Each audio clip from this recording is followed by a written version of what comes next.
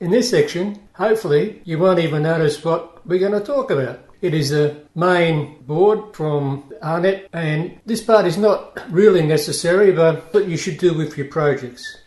Get them looking the best you can. I'm just going to talk about the mesh cover. This is it here.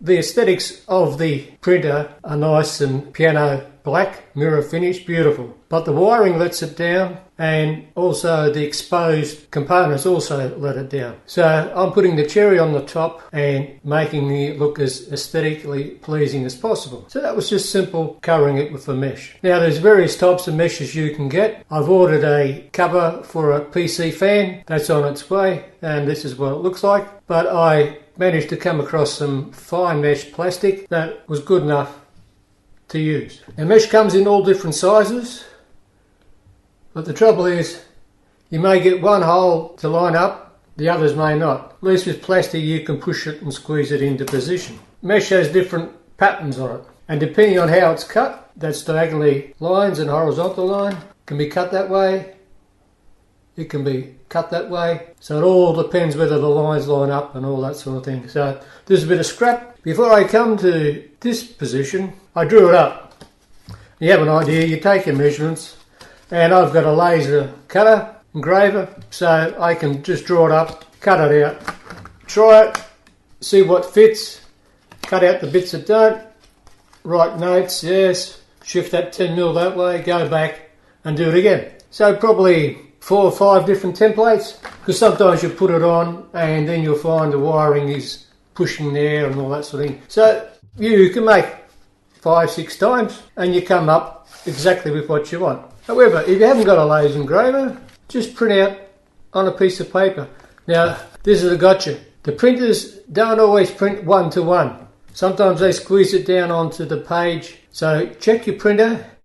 When you print it out, don't lay it on top and cut it out, because this is 186 wide and it only measures 160. And I've gone in to look for fit to size, 1-to-1 scale, all that didn't work. So just be careful. So in the end, all I did was, the main points are your holes, your center holes. So I had the mesh cut out. I knew it had to be 186 by 160.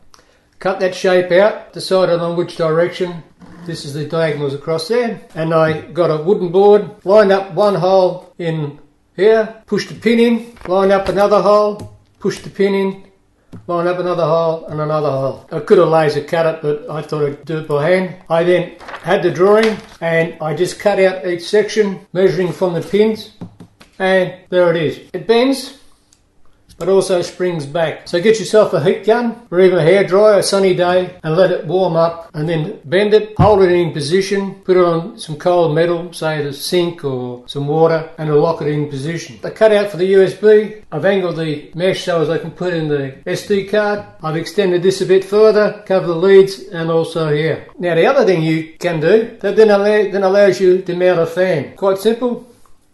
You can mount the fan on there and run the power lead in under there. So you can position your fan over the heat sinks where you want the cool air to blow. Now some of you might be saying, oh yeah, but there's a reset button in there. How do you get the reset button? Quite simple. With the standoffs, you get a shorter one, you put a screw on the end and you screw this flush to the outside above the position of where the reset button is. Then all you have to do, push the mesh and it'll work the recess. The tiny little recess button fits inside the Phillips head cross. This screw is adjustable so as you can just get it off and push it on. If you have it too tight and say the fan is vibrating and maybe trim it, you can just put a spring on there and that will push it up. So then that will be fitted there. Put standoffs at the back of the board and also in the front. The reason for them at the back is all the wiring looks like a dog's dinner, a rat's nest, and all comes over. If you look at my other video on plaiting wire, you see how I've all done it. I've got other videos on the expandable sleeving, so you can look at them, see how to do it. So it all fits through the back, comes up, and is all